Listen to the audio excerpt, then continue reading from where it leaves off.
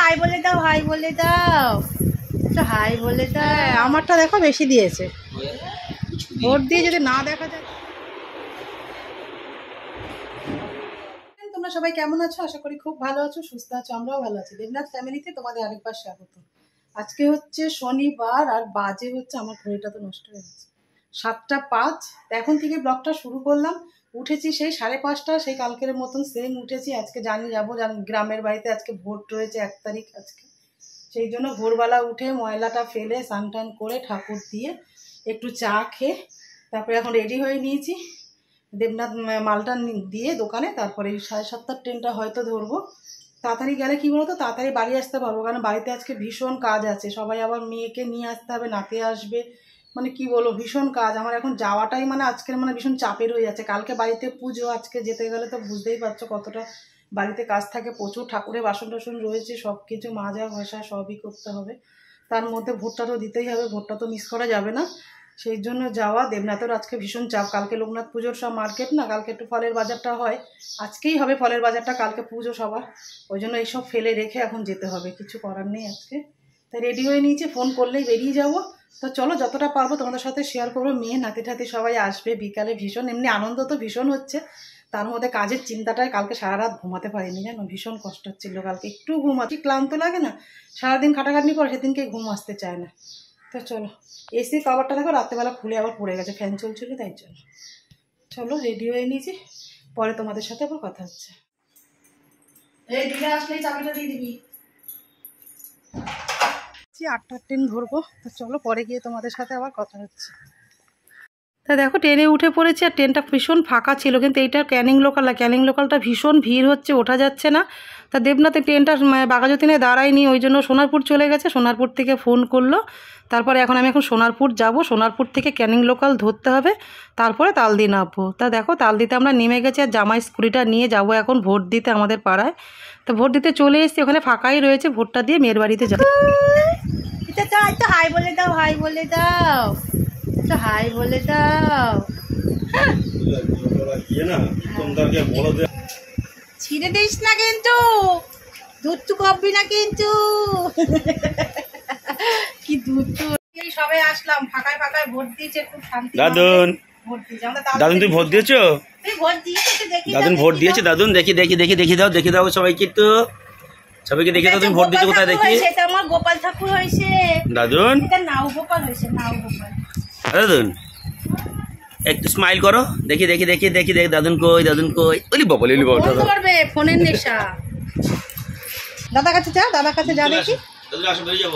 গজাইতে খেলাম তো তোমাকে, তোমাকে তো দেখালাম, দেখতে দেখতে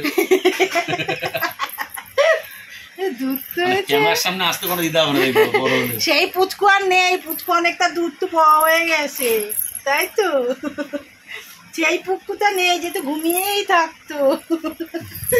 এটা তো বিচ্ছু পুকু হয়ে গেছে, বিচ্ছু। দেখো দেখো কি করছে, ওই হাসিও।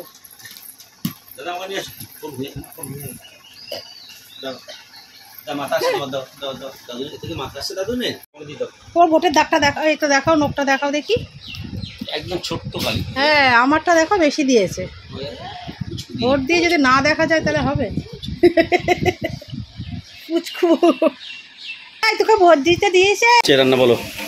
ওই যে মেয়ে সব মেয়েতে গেল, ভোট দিতে গেল, বেলা হয়ে গেছে, আমি সেই ফাঁকে মাটনটা করে আমার যেহেতু মাটন নিয়ে আসলো। লালটু বলে যে কাকু যেটা খেতে যায় তুমি সেটা করো। আমরা তো ভোট দিয়ে চলে এসেছি, এবার মেয়েরা বললাম তাড়াতাড়ি গিয়ে সকাল সকাল দিয়ে আসতো।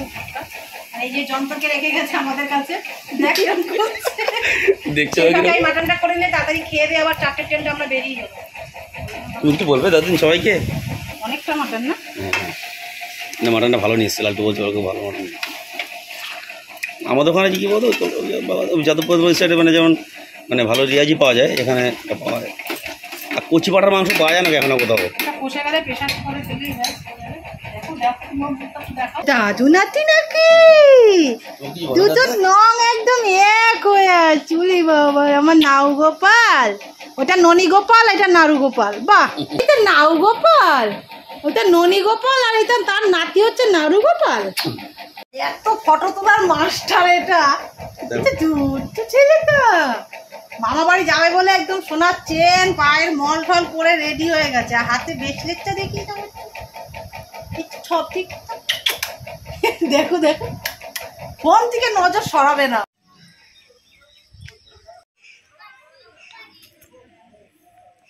সবাই রেডি হয়ে গেছে, এবার 4:45টার ট্রেন ধরবো।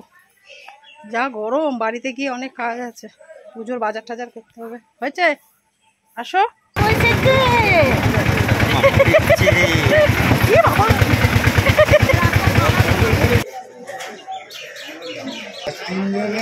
এই ফটো তুলছে, আসলাম। এখন 8টা বেজে গেছে, এখন মন্দির সাজাতে লোক আসছে, মন্দিরটা সাজাবে, তারপর সেটাই সবটা তোমাদের সাথে শেয়ার করবে। চলো এখন রান্না বান্না করবো, খুব ব্যস্ত। খুলে দাও।